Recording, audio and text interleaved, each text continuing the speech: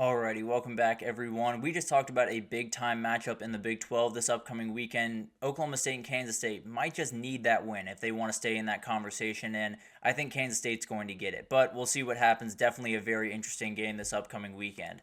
Let's get into some Friday night games because there are a couple that maybe don't necessarily jump off the page, at least to start, but they're definitely ones that could get really interesting in a hurry, and a couple of teams that are playing really good football right now, but it can come to a screeching halt very quickly. But Miami is favored by 19 against Virginia Tech away from home, so kind of proves the point of Virginia Tech just not being the team that we all expected them to be, especially the team that I expected them to be this upcoming year. So they're not playing elite football by any means. And the question is, are they going to be able to overcome that in this game? It's going to be really difficult. There's no two ways about that, but talk about the energy they have going into this game. There has to be a little bit of juice around Blacksburg thinking, our season has not been great thus far. We've missed the mark in a number of different places, lost two games that we very much thought were going to be wins or to start the season.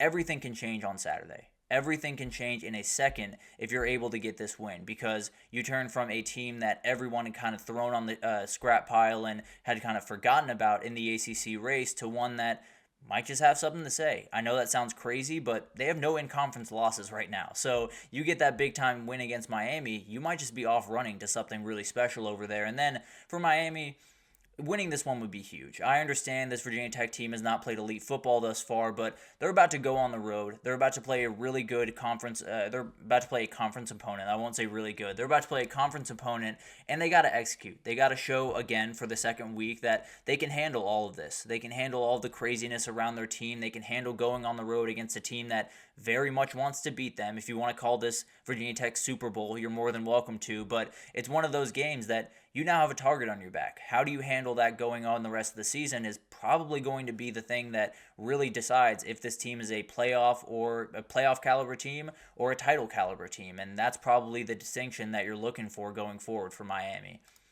Players to watch, I think you got to start with Sam Brown. The wide receiver is absolutely incredible and frankly has not been too big of a vocal point in their offense thus far. When you talk about their offense, it starts with Xavier Restrepo, then you get to Jacoby George, then Elijah Arroyo, and all these other guys. Sam Brown can cause headaches for you as well. And he's one of those guys that I think when Virginia Tech is chasing around all the other guys that you have to worry about, he might just slip for an 80-yard touchdown. He is so dangerous and one of those guys that can silence a stadium in a hurry. And I think him and Cam Ward are slowly getting kind of that rapport with each other. He did come along a little bit later in the season, or a little bit later in the offseason, so not crazy to think that they're not quite on the same page yet, but they're going to be dangerous once they are. I think he's one of those guys that once you unlock this offense that is already terrifying becomes one of the best in the entire country. And then on the defensive side of the ball, Francisco Mauigoa is going to have to be huge in this game. His brother on the other side has his hands full as well, but Francisco is going to have to do a lot of chasing Kyron Drones in this one. And I think his D-line is going to do a great job of keeping him at home, but there's going to be a couple of times when he's going to get free, and that's when this game can change. That's when this game is kind of equalized, is when Kyron Drones is out on the outside, because there's not many athletes like him on the outside. I can be totally, I'm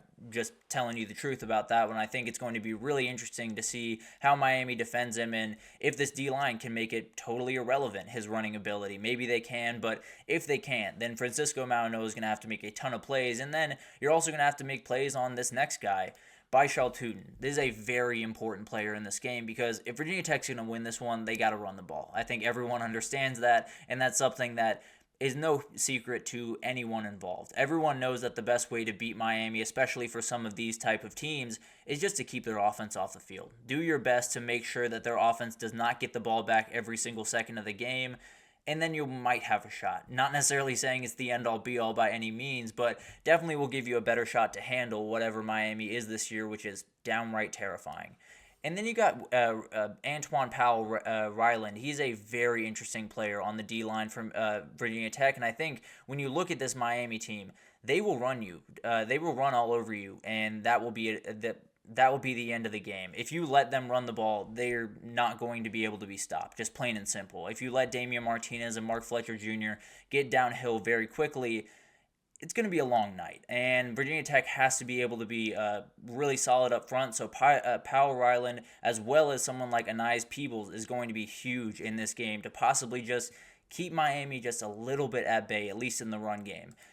how Virginia Tech can pull off this upset, you got to get a takeaway early. There's no way you're going to be able to beat this Miami team if you do not throw the first punch, because Miami having a quick start is an absolute nightmare. They will get rolling downhill very, very quickly and will be a nightmare to stop. And then they can run the ball really effectively and just bury this game. So get a takeaway early, get this crowd involved, and totally change the energy around this game, because I know for a fact there are a lot of Virginia Tech fans looking at this game just saying, let's just try to hold our own. Let's try to stay alive in this one.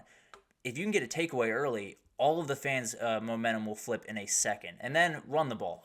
This is going to be not easy to do, because that Miami defensive line is as elite as it comes, and you're going to have to get push against them. So need elite play from the O-line. But Bishal Tutin's a really talented player, got over 100 yards last week against Rutgers, and is going to be really, really interesting. Is going to be one of those guys that has every ability to change this game in a second. But he's going to be asked a lot. There's no two ways about that. There's going to be a number of different things that he's going to have to do in this game if they're going to want to be successful, and he's going to have to be special, and this offensive line is going to have to be really special. But more than anything, just limit Miami's possessions. That's the only way you're going to be able to win this game, is if they have, only 5 possessions at halftime or only 6 possessions at halftime, and then you can get a little bit of a beat on this game and then have all the energy coming out of halftime. And then find the holes in this back end. I do think there are openings that have just not been taken advantage of throughout Miami's season thus far. I think there are a couple of places that you could definitely attack this back end. Again, it's going to take elite play from your offensive line, and that is even tougher against some of those elite edge rushers that Miami has, and they have not been great about keeping Kyron Jones clean thus far. But the reality is, if it's on a broken play, that's more than fine. Kyron Jones leaving the pocket and possibly finding an opening downfield, you just got to find a couple. You got to make sure that this crowd gets involved, and if they don't, it's going to be a really long day, and frankly, I don't think they will. I think Miami's going to take them to the woodshed in this game. I don't think Virginia Tech has a lot of offensive identity as of right now. I think they know who they want to be. I don't think they have the ability to be that against the elite teams in the ACC, and especially against a defensive line like Miami. So all of the things I just talked about, being able to run the ball, being able to get deep plays downfield, all of that different stuff, it hinges on that offensive line. You're going up against one of the most terrifying defensive lines in the country. So I will lean Miami in this one pretty aggressively. I'd be a little bit surprised if Virginia Tech was able to get this one done. And then we got Washington at Rutgers, and this one's really interesting because, frankly, I expected to see a much higher line. I expected to see Rutgers -6, Rutgers -7. They are at home. They're playing a Washington team that has not shown a lot on the offensive side of the ball as of right now, so I'm a little bit surprised, no doubt about that. I think Washington, they have their back up against the wall. They had a good start to their Big Ten schedule against Northwestern last week, but they lose this one, then it could be a long tumble this year. And then Rutgers on the other side, you have every ability to make noise this year. You've shown everyone that you're at least going to be in these conversations. Now it's about executing at the biggest level. And I know Washington is not necessarily the best team in the world, but this is a big-time game for them. This is a game that could set them off and keep them running. And frankly, these are the type of games that these great teams that start really fast early on, that are playing really great football, end up losing, and then you ask questions of how that happened. And it's just because maybe they weren't fully ready for that moment. So there's a number of different things that go into this game, but I think for Rutgers, it's just about confirming who you are, confirming that you are this team, that you have gotten better from a year ago, and that you're going to be able to compete with, at the very least, you're going to be able to beat the teams at the bottom of the Big Ten, and then you'll see what happens down the road against the big dogs.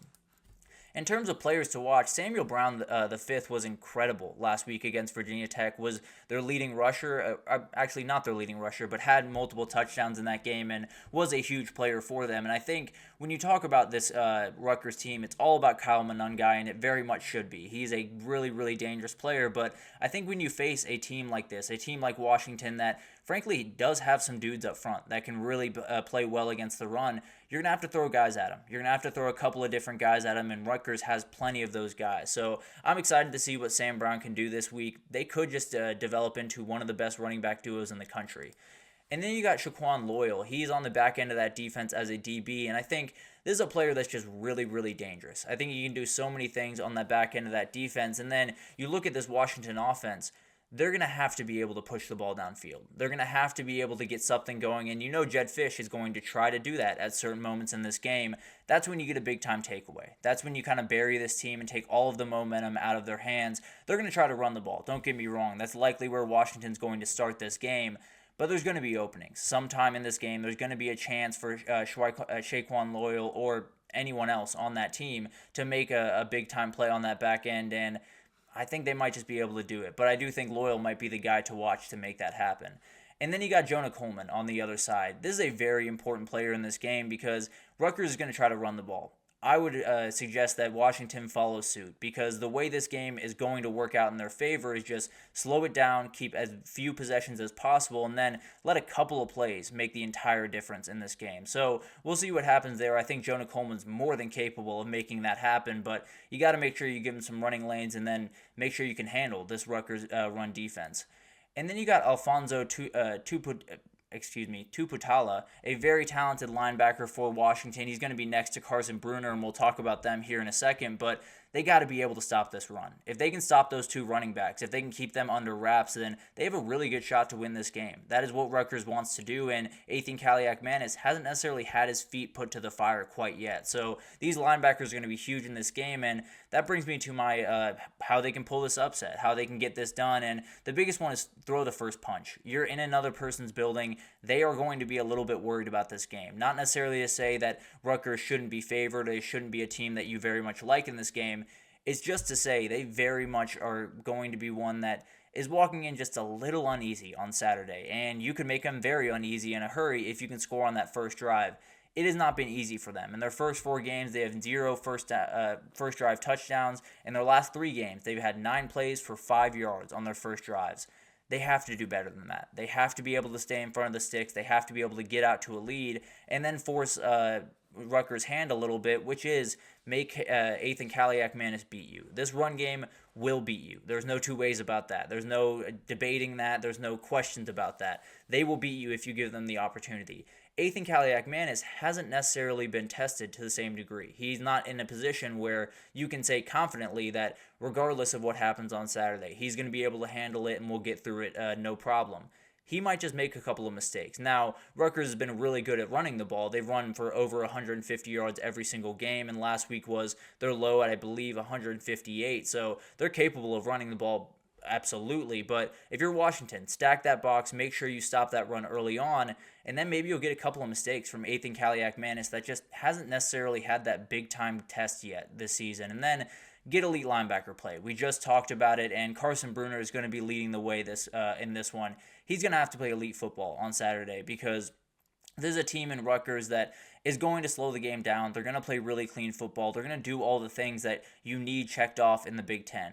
Washington has to be able to counter that. They have to be able to match them in the hole, and they have to be able to not only tackle these running backs, but maybe push them back a little bit. Maybe get them, make this so a run offense just cannot get going for Rutgers. And then at the end of the half, at the end of the third quarter, you look up and you're only down 3 points, and Athan Kaliak-Manis is the one that has to make all the plays down the stretch. So I think you're in a really good spot if you can stop Kyle Monangai and Samuel Brown. The thing is, I don't think they're going to be capable of doing it. I think this game is going to be a little bit gross early on. I think it's going to be kind of hard for these offenses to really get moving, and then it'll open up late. I think Rutgers just has a little bit more depth. I love their running backs, and I think they're going to be able to do the things they need to late in this game to get this 10-point win, but it's going to be a really fun one that could set Rutgers up for a ton of success this year or let Washington fans know that they're not really going anywhere in the Big Ten, start 2-0 and feel really good about themselves as they head throughout the rest of the way. So it's going to be a couple of really fun games on Friday. I think both these games,